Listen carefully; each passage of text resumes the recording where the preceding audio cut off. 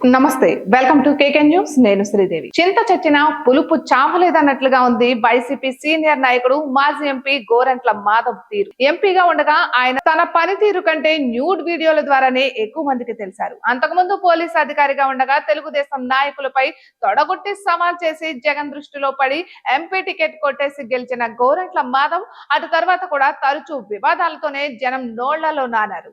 ఒక YouTube channel ఇంటర్వ్యూలో YS భారతిపై అసభ్యకరమైన వ్యాఖ్యలు చేసిన చేబ్రోల్ కిరణ్ అనే సోషల్ మీడియా యాక్టివిస్ట్ ను ఇబ్రహీంపట్నంలో పోలీసులు అరెస్టు చేశారు. అక్కడ నుండి గుంటూరుకు తరలిస్తుండగా గోరంట్ల మాధవ్ అడ్డుకుని చేబ్రోల్ కిరణ్ పై దాడికి పాల్పడ్డారు. అడ్డుకున్న పోలీసులపై కూడా దురుసుగా ప్రవర్తించారు.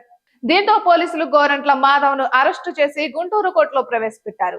కోర్టు ఆదేశాల మేరకు రాజమహేంద్రవరం సెంట్రల్ జైలుకు రిమాండ్ ఖైదీగా తరలించారు. ఇక ఈ నెల 10 నుంచి రాజమహేంద్రవరం సెంట్రల్ జైల్లో రిమాండ్ ఖైదీగా ఉన్న గోరంట్ల మాధవ్ బెయిల్పై విడుదలయ్యారు. విడుదలైన గంటల వ్యవధిలోనే తన నోటికి పని చెప్పారు. గతంలో పోలీస్ అధికారిగా పనిచేసిన గోరంట్ల మాధవ్ పోలీసుల విధులను అడ్డుకోవడం, వారిపై దాడికి పాల్పడడం నేరాలని తెలియంది కాదు.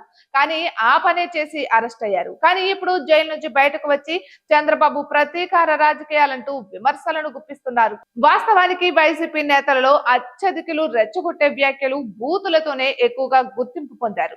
అలా ఒక నెగటివ్ ఇమేజ్ తో పాపులర్ అయిన వైసీపీ నేతలలో మాజీ ఎంపీ గోరంట్ల మాధవ్ ఒకరు. తాజాగా ఆయన జైలు నుంచి షరతులతో కూడిన బెయిల్ పై విడుదలయ్యారు. మాజీ పోలీస్ అధికారి అయిన మాధవ్ ఇప్పుడు గుంటూరు పోలీస్ స్టేషన్ కు వెళ్లి సంతకం పెట్టాలి.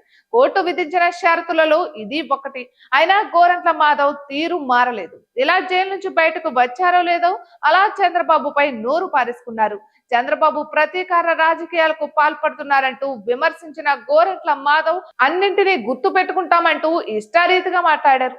వచ్చే ఎన్నికలలో విజయం సాధించి మళ్ళీ వైసీపీ ప్రభుత్వం అధికారంలోకి వస్తోంది. అప్పుడు చంద్రబాబుకు ఆయన మనుషులకు గట్టి గుణపాఠం చెబుతామంటూ హెచ్చరిక కూడా జారీ చేశారు. ఇక మళ్ళీ వైసీపీ అధికారంలోకి వచ్చిన తరువాత చంద్రబాబు సంగతి చూస్తాం అంటూ వార్నింగ్ ఇవ్వడం ఇప్పుడు తెలుగుదేశం కేడర్ లో చర్చనీయాంశంగా మారింది. చింత చచ్చిన పులుపు చావట్లేదంటూ నెటిజన్లు గోరంట్ల మాధవ్ పై సెటైర్లు పేలుస్తున్నారు. ఇటువంటి మరెన్నో వీడియోస్ కోసం చూస్తూనే ఉండండి కేకే న్యూస్ తెలుగు ఛానల్ ని.